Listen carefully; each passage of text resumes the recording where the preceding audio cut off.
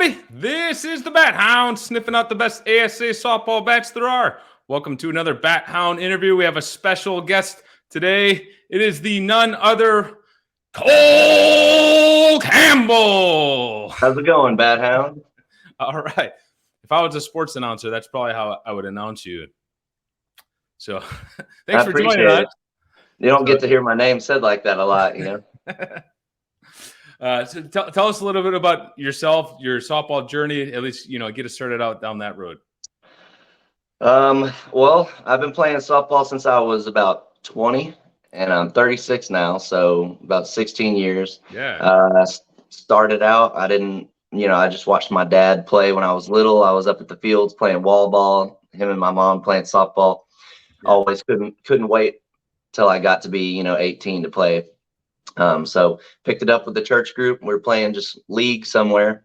Thought it was the coolest thing ever, trying to hit home runs every time. And then come to find out there's tournaments, and it just blew my mind. I was wanting to play every weekend. So that's how it all started.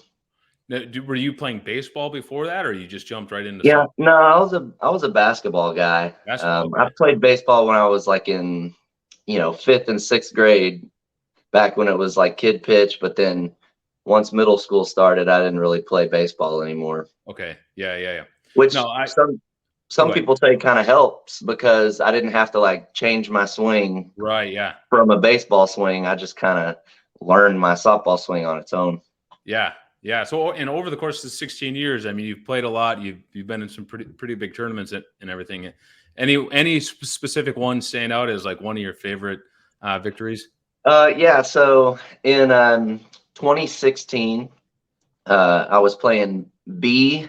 It was one of my first years in the conference in the U-Trip, and I just switched over from Boomba to Worth. I got a sponsorship, and I got my bats 3 weeks before Worlds, B Worlds. Mm-hmm. And my team got second in B Worlds, but I had a great tournament. I got offensive MVP. Mm. And then the next weekend, Tim Barnes, is a famous coach out there, has got a lot of victories under his belt, asked me to play in the ASAA with a team ASP. And so I was just going to go to be an extra outfielder, sub off the bench guy. End up getting a shot in one of the games, hitting for the pitcher, hit a home run, and then I just stayed. He kept me in, and I had probably my best tournament I've ever played, just doubles after doubles, Yeah. And I actually won MVP of that tournament, and we won the ASAA Nationals. So that was a good 2 weeks right there for me. Nice, yeah. All downhill since then, No, because then it went to this thing right here. Yeah, nice. You got one. Yeah, this is the Worth the Grand. This is Cole Campbell's signature bat here. Tell us a little bit about this. This is the ASA model. Tell us a little bit about this. Yeah, so white on white, man. You can't go wrong with the color scheme of a bat. It's so sick looking. I like the way that the logo was turned sideways. A lot of bats will have them down the barrel, and that was a sweet looking logo that they hooked me up with. I went with a full ounce inload and a short barrel because Worth didn't really have that on their SKU. Yeah. And I'm someone that always pushes feel, and I say there's a bat out there for everybody. You just got to find the one that feels good. So the fact that they didn't really have a short barrel full ounce inload, that's kind of what I decided would be helpful and get a lot of sales, since they didn't have that in any other bats. Yeah. But no, I really like the way that one came out, and it's actually really good. I'd put it up. I don't know how much you've hit it, but I'd put it up to the Monsters, and we all know Monster kind of has the monopoly on ASA. They make super good stuff. And most of the other companies were just trailing them. But I think with the technology that Worth had, plus that full ounce inload, something just worked really good, and it was great. Yeah, I'm a huge fan of short barrel bats. So I really like the KP23 with half ounce inload by Miken. And then they had the Worth Primo, or Miken Primo. I think it was 2019. That was a full 1 ounce endless short barrel as well. Yep. So I was really excited about this with the short barrel 1 ounce end load. And so I mean, it feels great through the zone. I actually felt like right out of the wrapper, it had fantastic performance. Some For sure. teammates, yeah, There's some not a teammates, lot of break-in. yeah, and some teammates immediately started gaming it.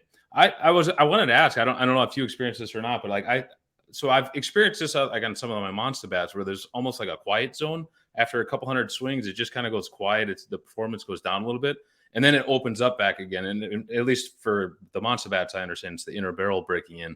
I felt like I experienced something like that on this one, and maybe it was just me. But all of a sudden, I just put it up against another bat again. It was like, oh, there it is again. It's now awakened and ready to go. Well, the technology is similar. There is Okay. an inner barrel. It's just not floating Well, like gotcha. in Okay. monsters. Yep. So that could be some of it. Okay. Yeah. Also, with the ASA bats, I feel because of the ball and the bat, they're trying to find that combo of stiff bat, soft ball, so you get the rebound. And Yeah. so maybe once the bat starts breaking in a little bit, it does something to Sure.